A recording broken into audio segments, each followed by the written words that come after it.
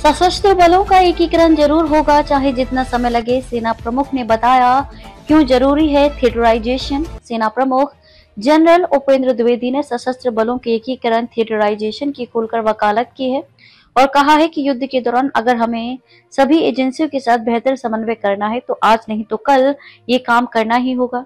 General Dwivedi ने यह भी बताया कि थिएटराइजेशन क्यों जरूरी है।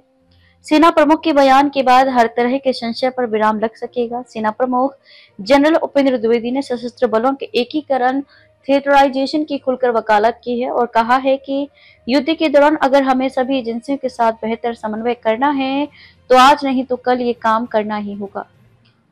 मोनेक्शा सेंटर में एक पुस्तक विमोचन के अवसर पर जनरल द्विवेदी ने मीडिया से बातचीत में कहा कि हमें बस ये देखना है कि इसमें कितना वक्त लगता है और इसे कैसे बेहतर ढंग से किया जा सकता है। गौरतलब है कि थिएटराइजेशन पर अलग अलग विचारों के उभरने से इस योजना पर एक राय नहीं बन पा रही थी। सेना प्रमुख के बयान के बाद हर तरह के संशय पर विराम लग सकेगा। जनरल द्विवेदी ने यह भी बताया कि थिएटराइजेशन क्यों जरूरी है। उन्होंने कहा कि जब भी हम युद्ध में होते हैं तो केवल थल सेना ही नहीं लड़ रही होती है, हमारे पास सीमा सुरक्षा बल और भारत तिब्बत सीमा पुलिस भी होती है। तीनों सशस्त्र बल, डिफेंस, साइबर एजेंसियां और डिफेंस स्पेस एजेंसियां भी काम करती हैं। इसके अलावा हमारे साथ युद्ध में ISRO, civil defence, railway, NCC, राज्य और केंद्रीय प्रशासन भी शामिल होते हैं।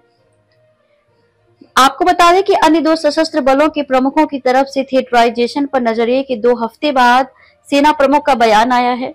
मऊ के आर्मी कॉलेज में अगस्त महीने में आयोजित 2 दिवसीय रणसंवाद सेमिनार में वायुसेना प्रमुख air chief marshal AP Singh और नौसेना प्रमुख एडमिरल दिनेश के त्रिपाठी ने थिएटराइजेशन पर विचार रखे थे और स्पष्ट किया था कि इस योजना को लेकर दोनों बलों के विचार भिन्न हैं।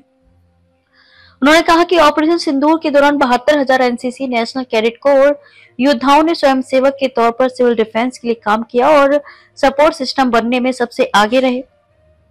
यूक्रेन का उदाहरण देते हुए उन्होंने कहा कि राष्ट्रीय सुरक्षा केवल सैनिकों का ही काम नहीं है, बल्कि देश की रक्षा में आम नागरिकों को भी जिम्मेदारी उठानी पड़ती है।